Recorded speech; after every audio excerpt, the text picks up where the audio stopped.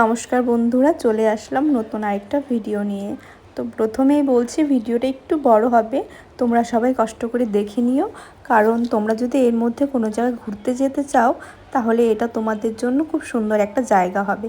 আমি এই ভিডিওটাতে সব ডিটেলসে বলে দেব, তারপরেও যদি কিছুটা বাকি থাকে আমার দু একটা ভিডিও হবে এই ট্যুরের ওপরে। তো এত বড় তো আর দেওয়া যায় না, তাই ছোট ছোট করে টুকরো করে দিচ্ছি। এখন 10:30টার মতো বাজে, আমরা বেরিয়ে পড়েছি, গাড়িতে উঠে পড়লাম।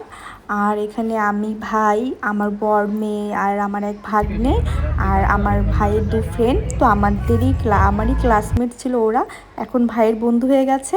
আর আমাকে এখন বিয়ের পরে ওরা দিদি ডাকে। যাই হোক, সম্মান পেতে কার না ভালো লাগে। তো এখন বেশি কথা না বলে তোমাদের বলছি।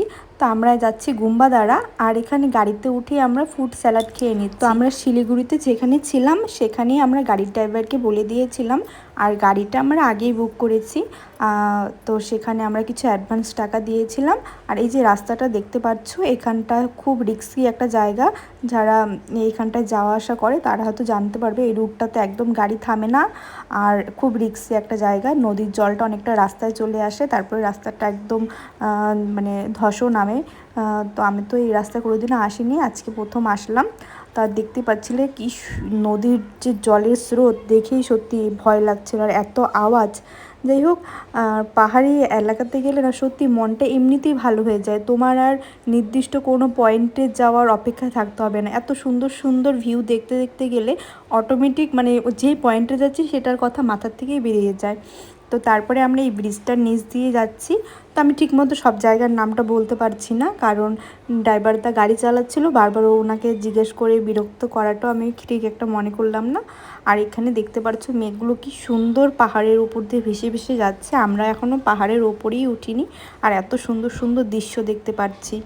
এই ভিডিওটাতে শুধু থাকবে আজকের জার্নিটা, মানে আজকে সকাল থেকে আমরা হোমস্টেতে যাওয়ার আগ পর্যন্ত, মানে গুম্বাদারাতে যাওয়ার আগ পর্যন্ত যতটুকু আমরা দৃশ্য দেখেছি সেটাই ফোনের মাধ্যমে তোমাদের সাথে তুলে ধরছি। তো এখানে দেখতেই পারছো নদীর জলের অবস্থা খুবই মানে বেড়ে গিয়েছে। আর এই জায়গাটার ঝর্ণাটাও সত্যি মন কেড়ে নিয়েছিল। কিছুক্ষণের জন্য ড্রাইভারদাকে দাঁড় করিয়েই দিয়েছিলাম, রিক্সি হোক জায়গাটা, তুমি একটু দাঁড়াও, আমি একটু ভিডিও ক্যাপচার করবো, আমার বন্ধুদের দেখাবো। ড্রাইভার দাদা বলছিল এই ঝর্ণাটা নাকি অনেকটা উঁচু থেকে পড়ছে। আসলেও সামনে গিয়ে দেখতে পেলাম অনেকটা উঁচু থেকে পড়ছে। আর সাইডে পরে একটু ড্রাইভারদাকে রিকোয়েস্ট করাতে দাঁড় করালো। আর এখানে আমার মেয়ে একটু ভিডিও তুলছিল, আমরাও এখানে ভিডিও ফটো তুলে নিলাম। আর নদীর জলের অবস্থা তো তোমরা দেখতেই পাচ্ছিলো। ভাবছিলাম যে এই যাওয়াটা হয়তো হবে না, বর্ষাকালে পাহাড়ে যাওয়া